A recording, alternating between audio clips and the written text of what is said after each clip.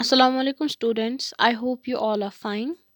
This is your video lecture for the subject computer science and I am your computer teacher Sabrina Mushtaq.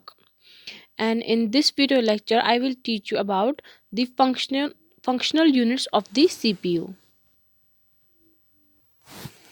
And ये functional units of the CPU क्या है? They are control unit, arithmetic logic unit and main memory unit. And main memory unit में आते हैं random access memory और read only memory. पिछले video lecture में मैंने आपको पढ़ाया था कि सेंट्रल प्रोसेसिंग यूनिट क्या होता है, प्रोसेसिंग कैसे होती है, और मैंने आपको स्पेसिफिकेशंस बोली थी किसकी, फंक्शंस बोली थी सेंट्रल प्रोसेसिंग यूनिट की। मैंने आपको कहा था माइक्रो प्रोसेसर क्या होता है और मदरबोर्ड क्या होता है।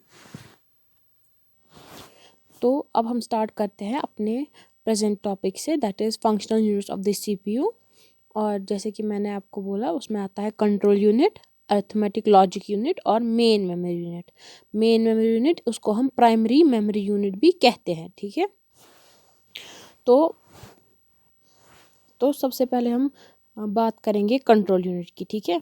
जो ये कंट्रोल यूनिट होता है ये क्या करता है, जैसे कि नाम से हमें पता चल रहा है कंट्रोल, तो ये क्या करता है, ये सारे जो प्रोसेसेस होता है ये सब कंट्रोल करता है, ठीक है। जो भी प्रोसेस होती है ना सीपीयू में ये उनको कंट्रोल करता है, या कुछ भी मतलब बाकी ये मैं आपको बताऊंगी मतलब स्टेप वाइज कैसे। तो ये एक्ट करता है एक सुपरवाइज़र की तरह। जैसे स्कूल में होता है कोई सुपरवाइज़र या किसी ऑफिस में होता है सुपरवाइज़र, वो क्या करता है, वो सुपरवाइज करता है किसको क्या काम करना है, कैसे करना है, कब करना है, वो सब सुपरवाइज़र ही करता है ना। तो वैसे कंट्रोल यूनिट भी करता है, ये सब कुछ डिसाइड करता है कि मतलब किसको कौन सा काम करना है, कैसे काम करना है और कब काम करना है, ठीक है। तो कंट्रोल यूनिट में क्या होता है इसमें क्या होता है, जब हम कुछ इनपुट देते हैं ना कंप्यूटर को, अगर हम कभी कुछ इनपुट देते हैं फॉर एग्जांपल किसी जॉब किसी टास्क के लिए, ठीक है।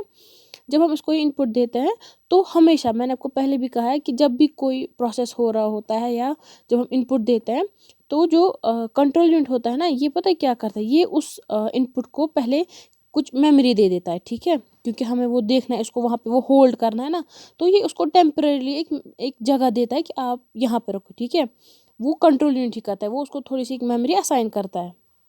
तो जब फिर उस मेमोरी पे वो रह रहा होता है ना लेकिन टेम्परेरी, ठीक है।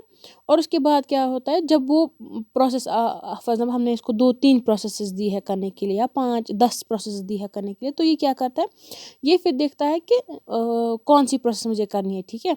मतलब कौन सी प्रोसेस करनी है सीपीयू में।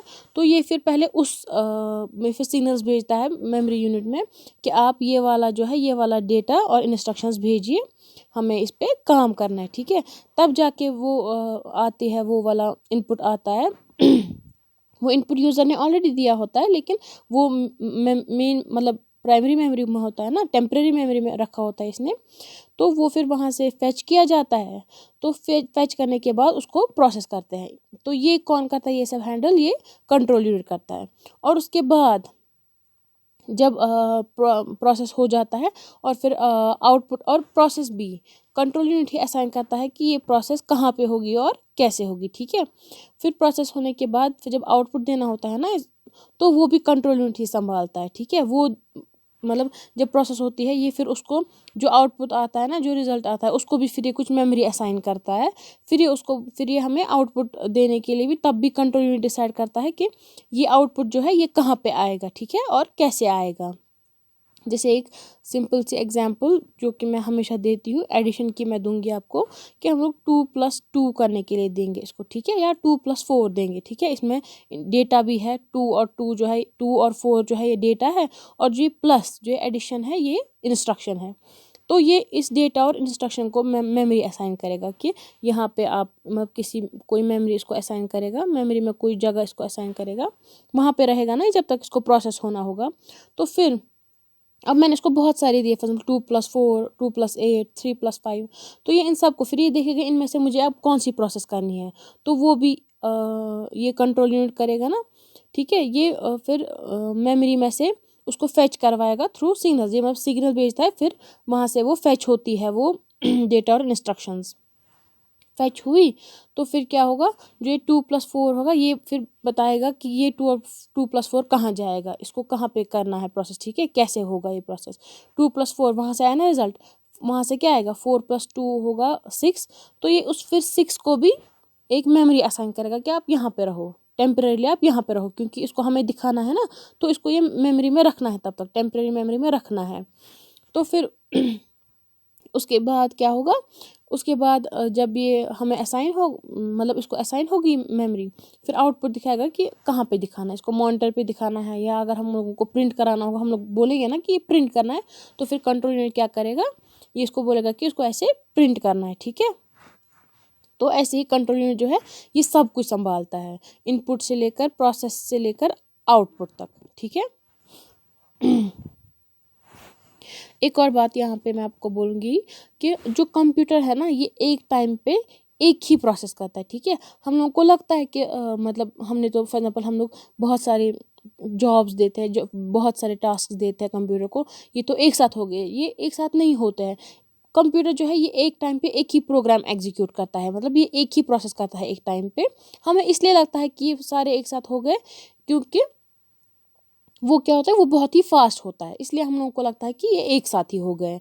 वरना जब आप देखेंगे, जब बहुत बड़ी फाइल्स होती है या बहुत बड़ी कोई प्रोसेस होती है, तो उसमें फिर टाइम लगता है। कभी कभार क्या हो जाता है, जो हमने दूसरी दी होती है प्रोसेस, हमने 2 प्रोसेस दी होती है ना, ठीक है, तो दूसरी प्रोसेस जो होती है, अगर वो छोटी सी होती है तो वो पहले वही हो जाती है ख़त्म, ठीक है। वो इसलिए होता है क्योंकि जो पहली वाली जो बड़ी होती है उसमें थोड़ा सा ब्रेक देकर कंट्रोल यूनिट क्या करता है, जो दूसरी छोटा टास्क होता है पहले उसको कंप्लीट कराता है, तो उसके बाद वो पहला वाला कंटिन्यू करता है, ठीक है। हमें लगता है वो भी हो रहा है ये भी हो रहा है, लेकिन ये नहीं हो रहा है, ये बस ब्रेक्स दे रहा होता है, किसको, फर्स्ट पहले टास्क को ये थोड़ा सा ब्रेक दे रहा होता है। तो उस ब्रेक देने के टाइम क्या करता है ये, उस ब्रेक के टाइम ये सेकेंड टास्क को कर रहा होता है। तो हम लोगों को लगता है कि ये दोनों एक साथ हो रहे हैं, वरना द थिंग इज कि एक कंप्यूटर जो है ये एक टाइम पे एक ही प्रोसेस करता है, एक ही टास्क करता है। इसको मैं आपको एक रियल वर्ल्ड एग्जांपल में दूंगी कि आपके स्कूल में होता है सुपरवाइज़र, ठीक है। वो क्या करता है, वो आप लोगों को टाइम टेबल असाइन करता है, ठीक है। वो आप लोगों को टाइम टेबल, मतलब वो आपको मेमोरी असाइन, जैसे सीपीयू में मेमोरी असाइन होती है, जैसे कंट्रोल यूनिट मेमोरी असाइन करता है, वैसे ही सुपरवाइज़र स्टूडेंट्स को उनका क्लासरूम असाइन करता है कि आपको इस क्लास में, जब तक आप क्लास में जाएंगे नहीं तब तक आप पढ़ नहीं पाएंगे, ठीक है। तो इसलिए वो क्या करता है, जो सुपरवाइज़र होता है वो आपको किसी क्लास में भेजता है, पर्टिकुलर क्लास में जो आपकी क्लास होती है, वहाँ पे फिर आपको भेजता है with books, with the motive कि आपको यहाँ पे पढ़ना है। वहाँ पे जो मोटिव है पढ़ने का, यहाँ पे वो इंस्ट्रक्शन होती है, ठीक है। तो आप क्लासरूम में जाते हो, फिर वो प्रोसेस क्या होता है पढ़ने का, फिर वो टीचर्स को भेजते हैं, फिर आप पढ़ते हो, ठीक है। तो वो आपको पढ़ा रहे होते हैं फिर, ठीक है। फिर जब आप या आपको एग्ज़ाम होता है, ठीक है, आपका एग्ज़ाम वहाँ पे चल रहा होता है, तो वो प्रोसेस होता है, तब वहाँ पे आपको कुछ मतलब कोई बेंच असाइन किया जाता है कि आपको यहाँ पे बैठना है, ठीक है। फिर आपको पेपर दिया जाता है और प्रोसेस स्टार्ट हो जाता है, आप एग्ज़ाम स्टार्ट करते हो, ठीक है। फिर आप क्या करते हो, फिर जब आप वो पेपर्स करते हो ख़त्म, तो फिर उसके बाद रिज़ल्ट आता है। तो वो रिज़ल्ट सुपरवाइज़र उनको बोलता है कि कब ये आपको पेपर्स कैसे चेक करने हैं, कब करने हैं, और फिर रिज़ल्ट कैसे कब आएगा। तो वो भी सुपरवाइज़र ही डिसाइड करता है ना कि रिज़ल्ट कब आएगा एंड ऑल, ये देखते हुए कि सारा प्रोसेस कैसे हो रहा है। तो वैसे ही सीयू होता है, ये भी सारे सारे प्रोसेस के हिसाब से ही फिर आउटपुट भी देता है, ठीक है। आई होप ये आपको समझ में आ गया होगा। एक और बात मैं आपको यहाँ पे बोलूँगी कि मैंने आपको कहा ना कि एक टाइम पे एक ही प्रोग्राम एग्जीक्यूट होता है, मतलब एक टाइम पे एक ही टास्क करता है कंप्यूटर। तो इसकी एग्जांपल है आपके पेरेंट्स होते हैं, ठीक है। पेरेंट्स को आप यूज़र समझिए और आप खुद को समझिए, मतलब आप वहाँ पे जो पढ़ रहे हो उसको आप प्रोसेस समझिए, स्कूल में आप पढ़ रहे हो उसको आप प्रोसेस समझिए, ठीक है। आपके घर वाले जो है वो आपको स्कूल भेजते हैं फॉर एग्जाम्पल 10 to 3, ठीक है, 10 AM से 3 PM तक, ठीक है।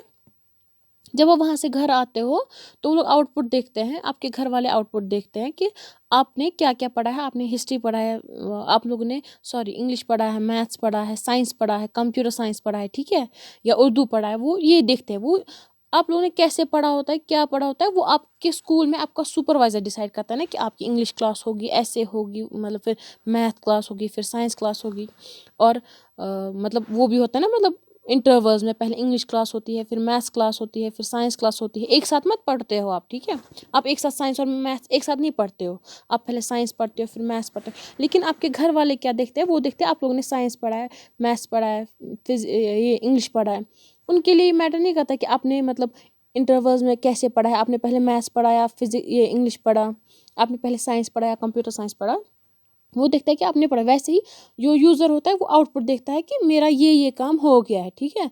फिर अंदर कम सीपीयू में वो कैसे होता है, क्या होता है, वो आपका सुपरवाइजर संभालता है। वैसे ही यहाँ पे कंट्रोल यूनिट संभालता है। तो अब हम देखेंगे ALU क्या होता है। ALU होता है अरिथमेटिक एंड लॉजिक यूनिट, ठीक है। ALU में क्या होता है, जो प्रोसेसिंग होती है ना, जो एक्चुअल प्रोसेसिंग होती है, वो ये इसी ALU में होती है, ठीक है। जब इनपुट मिलता है, ठीक है, तो CU उसको कुछ मेमोरी असाइन करता है। तो मेमोरी असाइन करने के बाद वो फिर प्रोसेस करवाना है ना उसको। उस इनपुट में होता है ना डेटा और इंस्ट्रक्शन, ठीक है। डेटा होता है वो जिस पे काम करवाना होता है, और इंस्ट्रक्शन होती है जो काम उस डेटा पे करना होता है, ठीक है। फिर ये CU क्या होता है, ये फिर ये इनपुट जो होता है ना, मतलब ये डेटा और इंस्ट्रक्शंस, ये असाइन करता है किसको, ALU को। फिर ALU में क्या होता है, वहाँ पे फिर इसकी प्रोसेसिंग होती है, ठीक है। जो ये डेटा और इंस्ट्रक्शंस है, इस डेटा पे प्रोसेसिंग होती है इन इंस्ट्रक्शंस के हिसाब से, ठीक है। तो अब यहाँ पे क्या होता है, अरिथमेटिक जैसे है। अरिथमेटिक में हम लोग को समझ में आता है कि एडिशन होगा, सब्ट्रैक्शन होगा, मल्टीप्लिकेशन होगा, डिवीजन होगा। जैसे फॉर एग्जांपल 2+4 होगा, तो वहाँ पे क्या होगा, ये अरिथमेटिक ऑपरेशन है ना यहाँ पे, क्योंकि एडिशन की साइन है, यहाँ पे एडिशन करना है यहाँ पे। तो फिर ये क्या होगा, इसमें क्या होगा, ये एडिशन होगा। तो ALU को असाइन करेगा ना, इस CU करेगा इस इनपुट को ALU को असाइन। फिर वहाँ पे प्रोसेसिंग होगी, 2 और 4 को ऐड किया जाएगा, तो उसका फिर आउटपुट आएगा 6। फिर ये ALU क्या होगा, ये वापस बोलेगा CU को कि ऐसे है, ये रहा मतलब आउटपुट, मतलब ये है आउटपुट, मतलब यही निकला आउटपुट। तो फिर CU क्या करेगा, ये फिर असाइन करता है आगे, वो एक तो उसको मेमोरी असाइन करता है और फिर उसको डिस्प्ले भी करवाता है। और यहाँ पे क्या होती है ALU में, यहाँ पे होती है लॉजिकल, जो होते हैं ना लॉजिकल ऑपरेशंस, वो भी यहाँ पे होते हैं, ठीक है। या कंपैरिजन, मतलब जैसे अगर हमें बोलना होगा 2 और 5, हम लोग बोल देंगे ये टास्क कंप्यूटर को, 2 और 5 में से हमें बोले कि ग्रेटर कौन सा, ये है ना लॉजिकल, ठीक है।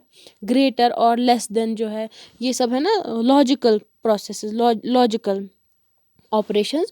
तो ये भी ALU में होते हैं।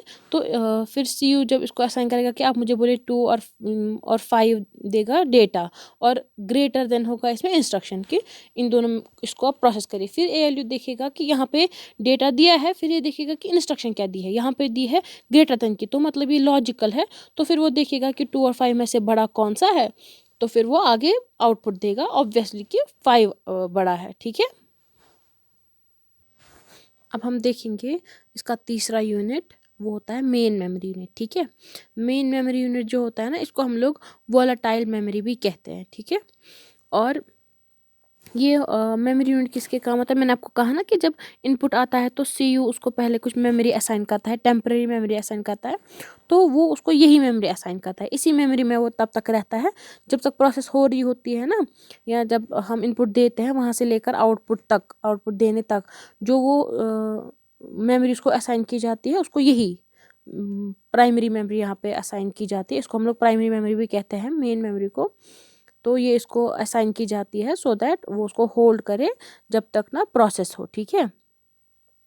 और हाँ, और अगर मतलब अचानक से लाइट चली जाए ना, मतलब पावर सप्लाई बंद हो इसमें कंप्यूटर में, तो वो जो यहाँ पे होती है ये टेम्परेरीली होती है ना, सेव्ड स्टोर की गई होती है ना, ये वो इनपुट क्या होता है ना टेम्परेरी स्टोर, तो वो क्या होता है वो इरेज होता है। फिर जब हम मतलब कंप्यूटर टर्न ऑन करेंगे ना वापस, तो वो वहाँ पे नहीं होगी, क्योंकि उसको वो टेम्परेरी असाइन की गई थी।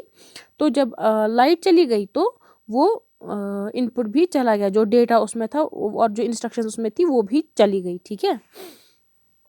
और इसमें क्या आता है मेन मेमोरी में, इसके 2 पार्ट्स होते हैं, रैंडम एक्सेस मेमोरी और रीड ऑनली मेमोरी। तो अब मैं आपको बोलूँगी रैंडम एक्सेस मेमोरी का। तो ये पार्ट होते हैं मेन मेमोरी यूनिट का। इसमें क्या होता है रैंडम एक्सेस मेमोरी में, जैसे कि मैंने आपको ऑलरेडी कहा कि जब प्रोसेस हो रहा होता है या कोई ऐप अगर ओपन होती है ना, हमारे कोई एप्लीकेशन सॉफ्टवेयर ओपन होता है हमारे कंप्यूटर में, तो जब तक वो ओपन होता है ना, तब तक उसको भी मेमोरी असाइन की जाती है। और उसको वो असाइन मतलब उसको कहाँ रखा होता है, इसी रैम में। इसको हम लोग कहते हैं रैंडम एक्सेस मेमोरी, या उसको हम प्राइमरी मेमोरी भी कहते हैं, या वॉलेटाइल मेमोरी भी कहते हैं, क्योंकि ये टेम्पररी होती है। ये तब तक ही होती है जब तक प्रोग्राम रन हो रहा होता है, जब तक प्रोसेस चल रही होती है, या जब तक एप्लीकेशन सॉफ्टवेयर जो होता है ओपन होता है, ठीक है। तो और ये ऐसा इसलिए होता है क्योंकि इसको जो होता है ना, इसको जो सीपीयू होता है ना, जो मतलब माइक्रो प्रोसेसर होता है, जो सेंट्रल प्रोसेसिंग यूनिट जो होता है, वो इसको इजीली एक्सेस कर पाता है जल्दी जल्दी, ठीक है। इसीलिए इसको अलग रखा गया है, सो दैट इसको जल्दी जल्दी एक्सेस कर पाए। क्योंकि जब प्रोग्राम रन हो रहा होता है, जब कोई एप्लीकेशन सॉफ्टवेयर ओपन होता है, तो तब जल्दी जल्दी होना चाहिए काम। क्योंकि ऑब्वियसली मतलब यूज़र चाहेगा कि उसका काम जल्दी जल्दी हो, तो कंप्यूटर को भी इसी हिसाब से बनाया गया है कि वो जल्दी उस मेमोरी को कर पाए, उस मेमोरी में जो डेटा और इंस्ट्रक्शंस होंगे वो जल्दी से उनको फैच कर पाए, जल्दी से उनको वहाँ से ले पाए, सो दैट प्रोसेस भी फिर जल्दी हो, ठीक है। और जो ये रैम होती है, ये बहुत ही ज़्यादा फास्ट होती है, एज आई सेड, वही इसका पर्पज़ है, इसीलिए इसको बनाया गया है अलग इसके लिए। इसलिए इसको वॉलेटाइल और ये बनाया गया है, सो दैट जब प्रोसेस चल रही होती हो तब इसको ईजिली कर पाए, सीयू जो है वो ईजिली इसको जो है एक्सेस कर पाए, ठीक है। फिर आता है ROM, that is read only memory. Read only memory जो होती है कंप्यूटर में, ये दूसरा पार्ट है मेन मेमोरी यूनिट का। इसमें क्या होता है, इसमें जो होती है ना इंस्ट्रक्शंस जो होती है, या जो इसमें डेटा होता है ना, वो परमानेंट होता है, ठीक है। और ये परमानेंट होता है, ये मतलब जब कंप्यूटर मैन्युफैक्चर किया जाता है ना, तो ये तब जो कंपनी होती है ना, ये तभी उसमें डाल देती है, ठीक है। ये यूजुअली होती है मतलब इंफॉर्मेशन जो मतलब परमानेंट रहती है किसमें, कंप्यूटर में। और इसको कोई एडिट नहीं कर पाता है, ना ही डिलीट कर पाता है और ना ही एडिट कर पाता है, क्योंकि ये कंप्यूटर मैन्युफैक्चर के टाइम जो होता है, जो मैन्युफैक्चरर्स होते हैं, मतलब जो कंपनी होती है जिन्होंने कंप्यूटर बनाया होता है, ये वही इसमें डालते हैं। और ये इसलिए डालते हैं कि सो दैट कोई भी इसको रिमूव ना कर पाए, क्योंकि ये वैसी इंफॉर्मेशन ही होती है जो रिमूव ना हो, ठीक है। तो हम रैम को प्राइमरी मेमोरी कहते हैं, मतलब वॉलेटाइल, मतलब टेम्पररी मेमोरी कहते हैं। और रोम को कहते हैं हम परमानेंट मेमोरी, ठीक है। तो आज के लिए इतना ही। आई होप आप सबको समझ में आ गया होगा। अगर किसी को नहीं आया होगा तो वो मुझे बोल सकता है, वो मुझे कांटेक्ट कर सकता है किसी कन्फ्यूजन के बारे में या किसी भी क्वेश्चन के बारे में। तो आज मैंने आपको पढ़ा कंट्रोल यूनिट के बारे में, arithmetic logic unit, main memory unit, जिसके कि दो पार्ट्स थे, रैंडम एक्सेस मेमोरी और रीड ऑनली मेमोरी। तो आज के लिए इतना ही। अब फिर मैं आपको नेक्स्ट टॉपिक में जो होगा, आपको नेक्स्ट चैप्टर पढ़ाऊँगी, मतलब आपका सेकंड चैप्टर, या आपका पहला ही चैप्टर था, तो फिर मैं आपको पढ़ाऊँगी second chapter, that is classification of computers, ठीक है। तो आप उसके बारे में थोड़ा सा पढ़ के रखिएगा, आपको इजी हो जाएगा फिर समझना। या कोई क्वेश्चन होगा तो होगा, या अगर किसी को कोई लगेगा कि कोई पार्ट मुझे ज़्यादा मतलब जिस पे मुझे ज़्यादा फोकस करना पड़े, तो वो भी आप मुझे बोल सकते हो, मैं उसका ध्यान रखूँगी, वो ध्यान में रखूँगी। तो इसी के साथ आपका ये पहला चैप्टर ख़त्म होता है। अल्लाह हाफिज़।